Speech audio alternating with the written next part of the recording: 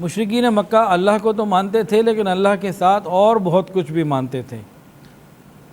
فرشتوں کے بارے میں کہتے تھے کہ یہ تو خدا کی بیٹیاں ہیں۔ اللہ فرماتے ہیں الکم الذکر ولہ الانثی تلک اذن قسمۃ ضیزیٰ، تمہارے لیے بیٹے ہیں یعنی تمہارے بیٹے بھی ہوتے ہیں اور اللہ کے لیے بیٹیاں ہی بیٹیاں، یہ کیسی تقسیم تم کرتے ہو۔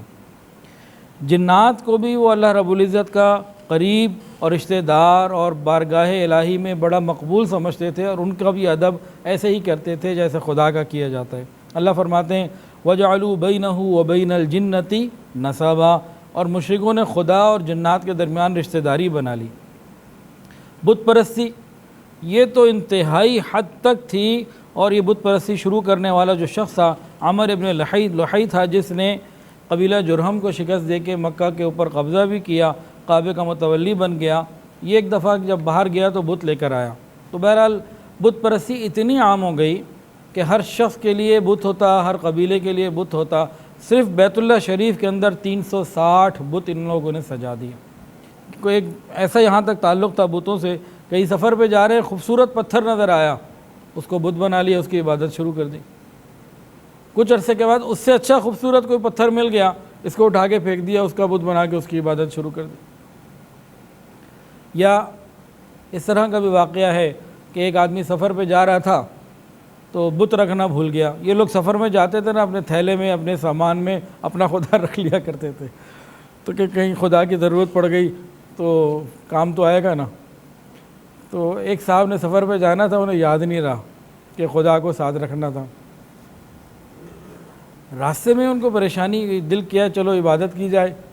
اب جب سامان میں دیکھا، تلاش کیا تو خدا نہیں، اب کیا کرے؟ تو دیکھا کہ آٹا موجود ہے کھانے کے لیے، اس آٹے کو جناب گوندا اور گوند کے اسی کی صورت بنا لی، اسی کو بت بنا لیا اور اسی کی عبادت شروع کر دی۔ چلو جی تسکین ہو گئی، ایک کام تو ہو گیا۔ اب تھوڑی دیر کے بعد بھوک لگی، اب جب دیکھا تو خدا لائے نہیں تھے، اور جو کھانے پینے کا سامان لائے تھے اسے بت بنا لیا۔ اب کیا کرے؟ اب کچھ تو صبر کیا، لیکن جب زیادہ صبر نہ ہوا، سفر تھا، بھوک تھی، تو اسی کی ٹانگ بھی کھا لی، ہاتھ بھی توڑ کے کھا لیے، خدا ہی کھا گئے۔ تو یہ ان کی بت پرستی کا عالم تھا، لکڑی کے بت، پتھر کے بت، اور پتہ نہیں کون کون سے جھوٹے بت بنائے ہوئے تھے۔ اسی طرح شیاطین کے بارے میں بھی ان کے عجیب و غریب عقائد تھے، اور یہ سمجھتے تھے کہ ہر شاعر کے ساتھ ایک شیطان رہتا ہے جو ان کو القاء کرتا رہتا ہے۔ اسی طرح توہم پرستی، وہم کے اندر بہت زیادہ تھے۔ یہ وہم تو ہمارے معاشرے میں بھی کئی جگہ بہت ہے۔ سانپ کو قتل نہیں کرتے تھے، اس لیے کہ سانپ کو اگر مار دیا تو اس کا جوڑی دار آ کے ہمیں مار دے گا۔ اس کے علاوہ یہ کہتے تھے کہ مرنے کے بعد روح ایک پرندہ بن کر اڑتی رہتی ہے، اسے حامہ کہتے تھے۔ اس کے علاوہ ان کا ایک اعتقاد یہ تھا کہ پیٹ کے اندر ایک سانپ ہوتا ہے، جب بھوک کے وقت کاٹتا ہے وہ اندر سے۔ اس کے علاوہ جب کسی شخص کے پاس 1000 اونٹ ہو جاتے تو ایک اونٹ کی آنکھ پھوڑ دیتے کہ چلو نظر نہ لگے۔ جب قحط پڑتا تو کسی بھی جانور کی دم کے اوپر جو ہے نا وہ رسی باندھ دیتے اور آگ لگا دیتے، اور سمجھتے کہ جانور تڑپے گا تو آسمان سے بارش آئے گی۔ اسی طرح ایک اور ان کے اندر عجیب و غریب ان کی بات یہ تھی کہ سفر پہ جاتے ہوئے کسی درخت کے اوپر، کسی ٹہنی کے اوپر ایک دھاگے سے گرہ باندھ دیتے، اور واپس آ کے اس گرہ کو چیک کرتے۔ اگر وہ جیسی لگا کے گئے تھے ویسی ہی پاتے تو سمجھتے کہ ان کی بیوی نے کوئی غلط کام نہیں کیا، اور اگر دیکھتے کہ گرہ کھل گئی ہے تو سمجھتے کہ بیوی نے ضرور کوئی برا کام کیا ہے، بدکاری کی ہے۔ اس کے علاوہ سفر میں جاتے، راستہ چلتے چلتے راستہ بھول جاتے، اب کیا کریں، راستہ تلاش کرنا ہے، اپنے کپڑے الٹے کر کے پہن لیتے کہ جی اب راستہ مل جائے گا۔ اس قسم کے بے حساب سینکڑوں نہیں ہزاروں ان کے عقائد تھے، عجیب و غریب۔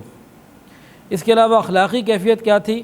جنگجوئی، لڑنا، معمولی سی بات پہ سینکڑوں قتل، برسوں لڑائیاں معمولی سی بات کے اوپر۔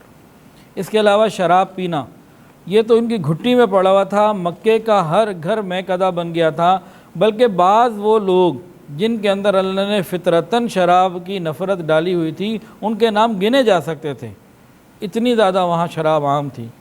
اس کے علاوہ سود خوری، بہت شوق سے، فخر سے، اور بڑے جو ہے نا وہ دھڑلے سے سود لیا کرتے تھے۔ اس کے علاوہ لوٹ مار، ہر قبیلہ تقریباً لوٹ مار کا عادی بن گیا تھا، اور کہیں کسی کو ملتا دوسرے قبیلے پر حملہ کر کے اس کے بیوی بچوں کو بھی لے لیتے، مال بھی ہضم کر لیتے اور ان کے بیوی بچوں کو غلام بنا کے آگے کہیں بیچ دیا کرتے۔ اس قسم کے معاملات بھی بہت زیادہ تھیں۔ تاہم حج کے مہینوں میں وہ تھوڑا احتیاط کر لیا کرتے تھے، لوٹ مار سے احتیاط کیا کرتے تھے۔ اور سنگ دلی وہ بھی کمال کی تھی، دن رات کی لوٹ مار اور خون کر دینا تو مسئلہ ہی کوئی نہ تھا۔ زندہ جانوروں کو درخت سے باندھ دیتے اور ان پر تیر اندازی کی مشق کیا کرتے تھے، ٹارگٹ زندہ جانور کو بنایا کرتے تھے۔ اس کے علاوہ حاملہ عورتوں کے پیٹ چاک کر دیا کرتے تھے، زندہ حاملہ عورتوں کے پیٹ چاک کر دیا کرتے۔ اس کے علاوہ کبھی کبھی کیا کرتے کہ عورتوں کو گھوڑوں کی دم سے باندھ کر گھوڑے کو دوڑاتے اور اس عورت کے پرخشے اڑ جاتے، ٹکڑے اڑ جاتے۔ اور کبھی کیا کرتے کہ کسی آدمی کو کسی کوٹھری میں کسی جگہ بند کر دیتے، کھانا پینا اس کا بالکل بند کر دیتے کہ وہ اسی طرح بھوکا مر جاتا۔ اس کے علاوہ کبھی ایسا کرتے کہ مردوں کی قبروں پر اونٹ باندھ دیتے، کسی بھی میت مردے کسی بھی قبر کے اوپر اونٹ باندھ دیتے اور سمجھتے کہ یہ جب مرے گا تو اس کی غذا بنے گا۔ اس قسم کی باتیں ان کی چیزیں بن جاتی۔ اس کے علاوہ زنا، فاحش اور یہ بے حیائی اور بدکاری، اس میں تو ان کو عروج تھا۔ جیسے آج فیس بک، ٹک ٹاک اور دوسرے سوشل میڈیا کے اوپر ہمارے بعض لوگ بے حیائی کے کارنامے شوق سے دکھاتے، سجاتے اور بتاتے ہیں، اسی طرح ان کے اشعار کے اندر، ان کی زندگی کے اندر یہ ساری چیزیں موجود تھیں۔